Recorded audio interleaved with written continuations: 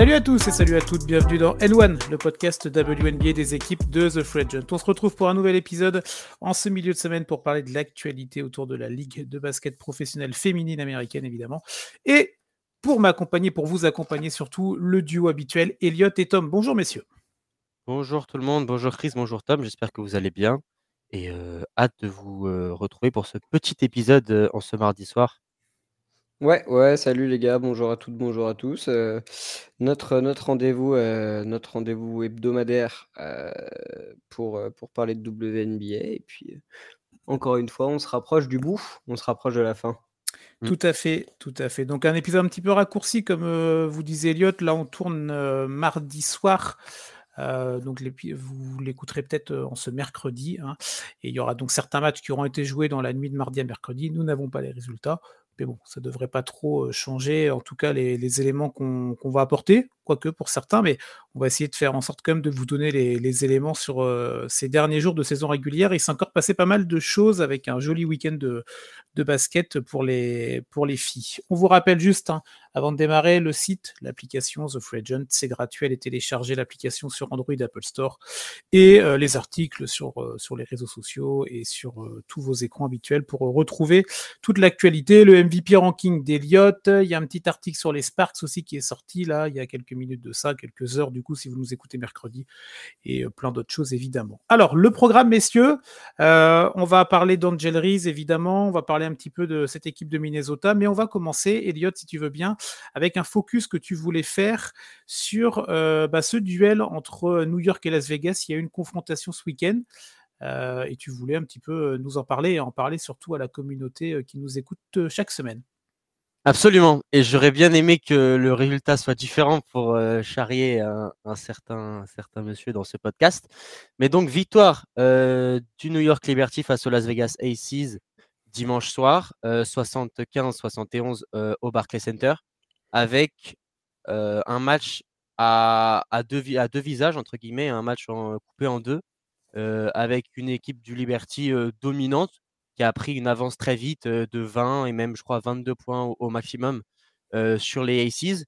Et d'un coup, dans le troisième quart-temps, le banc des Aces, notamment Sydney Colson, qui a apporté, comme à son habitude, beaucoup d'énergie en sortie de banc, a complètement retourné la rencontre et a failli accrocher ce match, alors que l'information la plus importante à retenir, c'était qu'il n'y avait pas AJ Wilson. Ouais, complètement. Comme tu l'as très bien dit, un match à deux facettes. Moi, je pense que vous l'avez deviné, je suis quand même assez satisfait du résultat. Alors, l'absence d'A.J. Wilson montre quand même des grosses lacunes chez Vegas. Dans le deuxième quart-temps, elles ne mettent que 9 points. Là où, entre guillemets, New York n'a pas su, et je pense que c'est aussi le côté un petit peu, on mène de 20 à la mi-temps, on va se reposer tranquillou, on va gérer la fin de match. Elles ont quand même réussi à se faire peur. Toi qui étais très content de voir Sabrina complètement déjouée et complètement, on va 1 dire, sur 9 long voilà, distance. complètement déréglée. Et pourtant, c'est elle qui, à la fin du match, Ouais. va pénétrer et va mettre les points importants et fait les plays importants. Non, mais bref, ça, c'est du détail. En tout cas, une grosse victoire de New York qui s'est pas rendu la tâche facile, mais qui continue d'enchaîner les victoires. Et une défaite qui, alors, paradoxalement, pourrait peut-être être encourageante pour Vegas, dans le sens où tu as l'absence d'A.J. Wilson, mais comme tu l'as très bien dit, en deuxième mi-temps, il y a des joueuses qui sont apparues, qui manquent encore une fois de régularité, comme depuis le début de la saison, mais qui pourraient potentiellement avoir, entre guillemets, un vrai rôle à jouer sur la fin de saison et sur le début des playoffs. Et aussi, il faudrait que Vegas essaye de retrouver Jackie Young, parce que depuis le retour de la pause olympique, je crois qu'elle a 3 matchs à moins de 5 points. Là, elle était un peu plus en jambes face au Liberty, mais ils vont devoir avoir, elle va devoir avoir un apport plus grand si Vegas veut espérer passer même juste le premier tour. Alors, je ne savais pas, Tom, que tu faisais partie de ceux qui étaient pour les défaites encourageantes. C'est comme les fautes utiles, c'est ça? Non, alors moi, les bonnes fautes. Je suis. Ah non, tu peux le dire, il existe des fautes utiles. Quand je dis défaite encourageante, dans le sens où ça fait quand même pas mal de podcasts et ça fait pas mal de temps depuis le début de saison qu'on dit que Vegas a quand même du mal à se mettre en route et est vraiment AJ dépendante, on peut clairement le dire.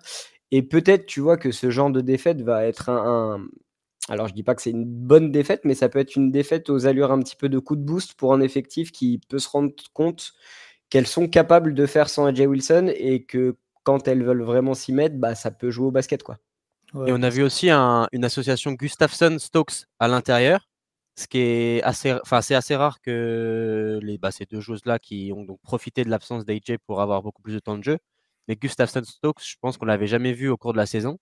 Et donc, c'est peut-être une option peut-être une Gustafsson AJ Wilson, ça peut être une option viable pour si Becky Hammon veut jouer grand en playoff. Ouais, selon le match-up, la confrontation que tu vas Exactement. avoir, ça peut être des ajustements à mettre en place.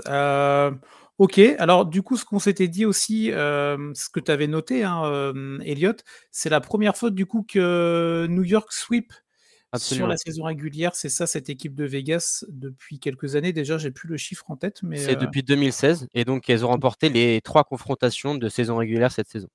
bon, en tout cas, voilà, c'est un élément à prendre en compte. On sait que ces deux équipes-là, bah, elles visent de se retrouver Mhm. pour une nouvelle finale. Donc après, on verra bien ce que ça donnerait, évidemment. On sait qu'il y a des adversaires de qualité. Et en particulier, bah, l'équipe dont on va parler maintenant, les gars, cette équipe du Minnesota Lynx, là, qui jouait également ce week-end. Elle a joué dimanche soir. Moi, j'ai eu l'occasion de pouvoir regarder ce match-là. C'était contre Washington. Je ne sais pas si toi, Tom, tu as eu l'occasion de pouvoir suivre un petit peu ces résultats-là, ces matchs qui n'étaient peut-être pas les matchs les plus clinquants en tout cas, mais qui avaient des vrais enjeux. Non, bah, écoute, on en avait parlé un petit peu dans nos affiches à suivre. Certes, sur le papier, c'était pas les plus belles images à suivre. Moi, je me suis fait pas mal de gros résumés pour voir, entre guillemets, ce que donnaient surtout, bah, les équipes qu'on allait suivre sur la fin de saison. Donc, Minnesota qui bat Washington, Indiana qui poursuit, entre guillemets, en battant Atlanta, qui a été un résultat assez important. Mm. Mais je pense que de toute façon, globalement, on va revenir sur Minnesota. Moi, si vous Ouais. vous souvenez bien, les gars, la semaine dernière, j'avais mis une petite piécette sur le fait que Minnesota termine deuxième. Et alors on n'y est pas, il reste 5 matchs, mais j'ai quand même l'impression qu'en termes de dynamique, bah, Minnesota va peut-être pouvoir le faire. Ah bah, la dynamique, oui, oui, Oui. oui, complètement. C'était ce qu'on se disait à l'issue du match. Ils sont sur 10 victoires sur les 11 derniers matchs. Donc autant te dire qu'en termes de dynamique, on est plutôt pas mal. Les Lynx, hein, c'est même la meilleure équipe de la ligue depuis, bah, le retour en fait des Jeux Mhm. olympiques. Et donc ce match d'avance sur cette équipe du Sun pour la 2e place qui va être importante. Alors moi, je me rappelle la semaine dernière, j'avais même potentiellement envisagé, d'aller pourquoi pas aller arracher, une 1re place. Bon, ça paraît compliqué à l'heure à laquelle on tourne, donc je vous rappelle mardi soir, cette équipe du Lynx a 3 matchs de retard sur New York. Il reste encore 5 matchs. Les 2 équipes jouent dans la nuit de mardi à mercredi, Elliott. Donc, bon, mathématiquement, c'est pas impossible, mais ça paraît compliqué quand même. Ouais, c'est sûr. Après, le problème, c'est que le calendrier de New York est aussi plutôt facile, entre Mhm. guillemets, avec 2 fois Dallas. Bon, Dallas qui peut accrocher, mais voilà. Et ensuite, Washington et Atlanta. Et donc, il y aura un choc entre New York et Minnesota. Ouais. À voir s'il peut renverser quelque chose. Pas vraiment certain. Mais il faut aussi noter qu'à Minnesota, on a eu, malheureusement pour nous Français, un trade, puisque Olivia Ipupa et une autre joueuse sont partis à Washington, tandis que Misha Heinzalen a fait le voyage dans l'autre sens et elle apporte pas mal de profondeur de banc et de solutions à l'intérieur, alors qu'on sait que Anna Smith et Dorka Yuas étaient un peu les deux seuls intérieurs, puisque Alissa Pili ne joue pas beaucoup. Et donc, ça apporte un peu de variété dans le jeu. Et c'est une addition qui peut s'avérer intéressante pour donner 3-4 minutes à fond sur les matchs. Parce que là, même sur les derniers, elle a joué 24 minutes contre Washington pour 9 points. Ouais. Alors le match contre Washington, je vous invite pas du tout à le regarder. Pour avoir regardé ça dimanche, je l'ai tweeté. Surtout la première période était vraiment compliquée, ça manquait de jeu, il y avait beaucoup de balles perdues, très peu de système. Nafisa Collier était assez peu servie, honnêtement, c'était un peu mieux en fin de match. C'est quand même elle qui a permis à son équipe de gagner, entre autres. Et c'est vrai que Nafisa Collier, on en a parlé la semaine dernière, les semaines précédentes. T'en parles, Elliott, dans ton MVP Power Ranking Mhm. aussi. Tu l'as mis numéro 1, donc ça fait plaisir. En tout cas, selon les avis de la rédac. Mais c'est vrai que depuis le retour des jeux, elle est à un petit peu plus de 21 points, quasiment 10 rebonds, 3 passes, un pourcentage au tir qui est tout proche des 53%. Donc on sait très bien, les gars, pour conclure sur cette équipe de Minnesota, que de toute façon, il va Poste pareil. falloir que Nafisa Collier garde ce niveau, voir si elle peut encore passer un petit step, si vraiment Minnesota veut ambitionner quelque chose de très grand cette année. En tout cas, moi, je pense que au-delà du fait que Nafisa Collier sort une saison assez incroyable et devra passer un step si Minnesota veut espérer quoi que ce soit en playoff. Concernant le MVP et le ranking d'Eliott, moi, je suis tout à fait d'accord et je pense qu'elle a plié les débats. Dans votre discussion de savoir si Minnesota pouvait peut-être aller chercher le Liberty, ça me paraît complètement impossible. Il reste 5 matchs, il y a un différentiel de 3 victoires et 3 défaites d'écart, donc je vois pas du tout le Liberty craquer. Mais en revanche, si Minnesota arrive à vraiment à consolider cette deuxième place et à, entre guillemets, faire la nique comme ça sur la ligne d'arrivée à Connecticut, qui a quand même passé sa saison à la deuxième place et on les envisageait même plus que plus que toute autre équipe aller chercher le Liberty. Pour moi, c'est le billet qui valide le titre de MVP de Nafisa Collier, de la most valuable playeuse de la deuxième meilleure équipe de la ligue. Comme tu l'as dit, moi je suis dans mon ranking, c'est ce que j'ai fait. Parce que A'ja Wilson est effectivement la meilleure joueuse du monde, on l'a dit, on l'a répété 100 fois pendant les JO, pendant tout ce que vous voulez. Mais elle n'est pas la joueuse la plus importante pour le fonctionnement de. Enfin, Nafisa Collier est juste vraiment la tour de contrôle, l'ADN de Minnesota. Et Minnesota est 2 places plus haut au classement et pas. Enfin, 2 places plus haut avec un bel écart au classement. Donc, c'est que logique. Ok, bon, la team The Free Agent, en tout cas, vote à l'unanimité pour Nafisa Collier. Bon, ça fait plaisir et on va essayer de gratter un petit spot l'année prochaine pour avoir une voix lors des votes. Ça pourrait être intéressant. Les gars, le troisième point qu'on voulait aborder et le dernier point de ce podcast, encore une fois un petit peu raccourci exceptionnellement cette semaine, c'était sur la fin de saison prématurée d'Angel Reese. Je sais pas, Tom, Elliott, comment vous voulez un petit peu en parler autour de cette joueuse qu'on a beaucoup évoquée sur cette saison WNBA. Oui, on avait fait avec Tom une sorte de débat où on avait présenté, selon nous, pas les avantages, mais les arguments pour Angel Reese pour le titre de rookie de l'année et les arguments de Caitlin Clark. En soi, donc Angel Reese nous a donné une rivalité avec Caitlin Clark, rivalité sur le terrain, je parle, juste pour ce titre de rookie de l'année, puisque la rivalité entre les deux, etc., est un peu, on sait que c'est alimenté par les médias. Mais honnêtement, sa saison, elle est mémorable. Il y a plein de stats qu'on pourrait donner, mais si on devait peut-être en retenir qu'une, c'est le plus de rebonds sur une saison dans l'histoire de la WNBA. Pas pour une rookie, pas que offensif, tout. Elle a fait ça alors que justement, elle est encore rookie. Honnêtement, c'est impressionnant. On sait que la QV de draft va être exceptionnelle. Et là, ça ne prouve que ça. Ouais, je suis globalement complètement d'accord avec ce que tu viens de dire. Et le fait de dire, quand on voit la saison de Caitlin Clark, qu'elle a eu Exactement. qu'elle a eu une joueuse qui lui a vraiment tenu une réelle opposition toute la saison, je trouve que c'est déjà hyper gratifiant, au-delà de tous les records qu'Angel Reese vient de péter en seulement 34 matchs. C'est assez incroyable de se dire que quand on voit le développement de Caitlin Clark, on l'a dit dans notre dernier podcast la semaine dernière et on ne cesse de le dire. Franchement, si on devait faire un arrêt sur image à ce moment-là de la saison, Caitlin Clark, on peut la considérer d'ores et déjà comme l'une des meilleures joueuses de la ligue. Se dire qu'à côté de ça, on a quand même une rookie qui n'est même pas top 3.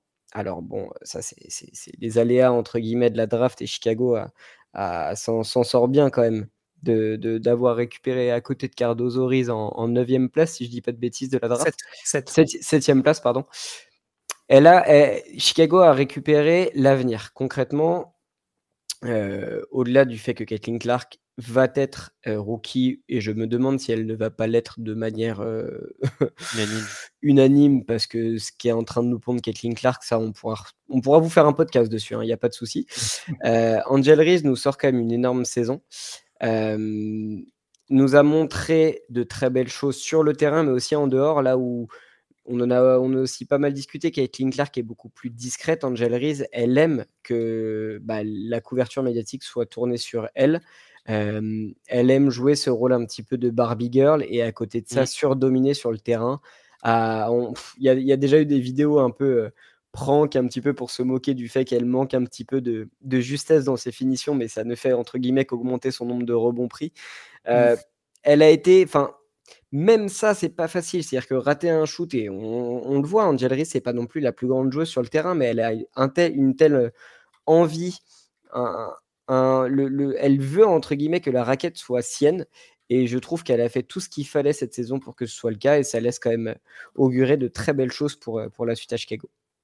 Ouais, complètement. Donc voilà, je trouve que tu as tout dit en parlant de l'avenir, en tout cas avec Angel Reese. Même si l'avenir sera avec d'autres joueuses aussi, mais elle en fera partie bien évidemment. Alors juste pour vous donner des choses un peu concrètes en termes de faits, donc c'est une blessure, une blessure au poignet, du coup, qui avait été annoncée par la franchise de l'Illinois. Donc elle a été opérée ce jour, là, ce mardi. L'instant même. Ah bah voilà, en tout cas, ouais, c'est ça. À l'instant même quand nous, on tourne 19h21 en ce 10 septembre 2024. Voilà, on est très précis pour le coup. Alors après, du coup, de ce qui est donné en termes d'éléments, mais ça reste encore dans le conditionnel et il faut faire attention, ça serait 4 semaines dans un plâtre, dans un premier plâtre, vraiment le plâtre traditionnel très, très dur pour vraiment immobiliser tout ça. Et ensuite, 2 autres semaines dans un plâtre un petit peu plus souple, un petit peu plus malléable, on va dire. Et après, du coup, il y aurait une rééducation qui serait possible au niveau de la main. Donc, tout ça pour vous donner comme info qu'en gros, les activités autour du basket et la reprise, ce serait peut-être, on va dire, sur le dernier mois de l'année, à partir du mois de décembre. Et c'est vrai qu'Eliott, on en avait parlé dans le précédent podcast il y a un petit moment de ça, mais c'est vrai que cette année, il y a une nouvelle Ligue 3-3 qui va se mettre en place et on sait qu'Angel Reese fait partie de ces têtes d'affiche. Absolument, c'est la ligue Unrivaled, donc créée par les stars Ndafisa Collier et Brianna Stewart. Et donc c'est une ligue de 3-3 qui a pour but de vraiment afficher un salaire assez conséquent pour les joueuses et les 30 premières joueuses aussi, les 30 joueuses de la première saison auront des parts dans la ligue entre guillemets. Et au niveau de l'expansion ensuite, elles pourront avoir des bénéfices là-dessus. Et donc il y a pas mal de rookies qui sont notamment Unrivaled. Je crois qu'il y a Rika Jackson et Angel Reese évidemment, qui va pouvoir nous montrer ses talents à partir de janvier normalement. Donc voilà, le calendrier, tu as bien observé pour elle, pour voir si elle sera dispo et en tout cas en état de pouvoir se lancer dans cette nouvelle compétition qui s'annonce quand même extrêmement, extrêmement prometteuse et intéressante et qui est une bonne passerelle entre la fin de saison WNBA et la reprise qui aura lieu quelques mois après. Donc ça, c'est vrai que ça peut être cool à faire. Dernier point un petit peu contractuel, juste pour expliquer. En gros, cette équipe du Sky a une possibilité de pouvoir signer une joueuse supplémentaire là pour la fin de saison. On sait que Chicago est dans la course pour une place en playoff, donc ça peut être quelque chose d'intéressant pour eux. À partir du moment où il y a 2 joueurs ou plus qui sont absents pour blessure ou maladie pendant au moins 3 semaines, voilà, la WNBA permet à ces équipes-là de pouvoir signer une joueuse supplémentaire. Alors après, il y a des histoires de cap, de contrat, de pourcentage de salaire, on ne va pas rentrer dans les détails, pas nécessairement en tout cas, mais la question qu'on peut se poser, peut-être Eliott, si tu veux, c'est de savoir est-ce que cette équipe de Chicago va en profiter peut-être pour aller gratter une petite joueuse de complément dans les jours à venir pour de possibles playoffs. Absolument, puisque aussi Diamond DeShields, on a eu l'info là il y a 10 minutes, elle n'a pas participé à l'entraînement du jour avec Chicago, elle se déplace même en mini-scooter. Et donc, ce qui ferait notamment 3 joueuses sur la touche avec Angel Reese, Elizabeth Williams et donc DeShields. Et là, ce qui ferait qu'il n'y aurait que 9 joueuses à Chicago sous contrat et capables de jouer. Donc, faudrait peut-être effectivement trouver ce en France, on peut appeler un pigiste médical. Et donc, ça s'appelle une hardship exception pour faire le nombre et avoir de quoi disputer cette fin de saison et éventuellement les playoffs. Ouais, moi je serais peut-être un peu plus réservé. Moi je pense que l'enchaînement entre guillemets, le trade de Mabry plus la blessure d'Angel Reese viennent potentiellement, selon moi, de clôturer la saison du Sky, sachant qu'on voit qu'Atlanta pousse vraiment derrière et au vu un petit peu du calendrier de fin de saison, alors notez-le tout de suite, il y a un Chicago-Atlanta dans la nuit du mardi à mercredi 18 septembre, qui est l'avant-dernier match du Sky, sachant que le dernier match sera Connecticut qui aura sa deuxième place à jouer. Chicago a un gros calendrier sur la fin de saison. Là, il leur reste Minnesota, Phoenix, Atlanta et Connecticut, soit 5 équipes qui ont encore des choses à jouer. Et j'ai bien peur que, au-delà du fait que l'équipe me semble un petit peu plus faible, beaucoup plus faible en raison de ses blessures et de ses trades, je me demande si tu vois au niveau du moral des joueuses, le fait d'avoir perdu Angel Reese, il n'y a pas un petit truc qui dise ah ok forcément on va être d'un coup moins médiatisé, il y aura peut-être un petit peu moins d'envie dans le vestiaire à voir comment ça se passe et comment Atlanta entre guillemets arrive à gérer sa fin de saison. Mais ouais, tu vois, la semaine dernière, j'avais mis une petite piécette en annonçant Minnesota deuxième. Je pense que Atlanta ira chercher, entre guillemets, cette dernière place qualificative.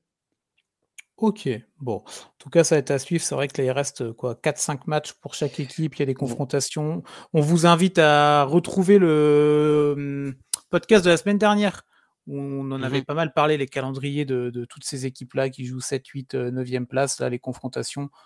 Et vous trouvez ça évidemment facilement sur Internet, toutes ces confrontations directes. Mais voilà, chaque match va compter. Je suis pas loin de penser comme toi, Tom. C'est vrai que ça peut mettre un petit coup derrière la tête quand même de se dire qu'il manque un peu la joueuse vedette. Et en plus, c'est vrai que le bilan est pas dingue pour Chicago. 3 victoires, 7 défaites sur les 10 derniers. On n'est pas sur ce qu'on appelle une très bonne dynamique. Ouais, et puis sachant, dernière chose, le calendrier d'Atlanta, les 4 derniers matchs d'Atlanta, c'est 2 fois Washington, 1 fois Chicago, et le dernier match contre le Liberty, qui n'aura plus rien à jouer et qui va sûrement mettre la moitié de son effectif au repos. Donc, ouais, ça sent pas bon pour Chicago. Ok. Bon, voilà pour le point autour d'Angel Reese qu'on retrouvera avec plaisir. Donc peut-être cet hiver pour le tournoi, la compétition 3-3, et sinon pour l'année prochaine en WNBA, bien entendu.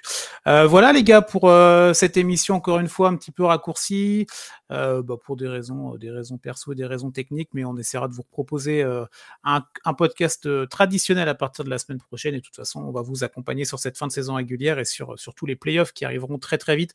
Fin du mois, c'est ça ?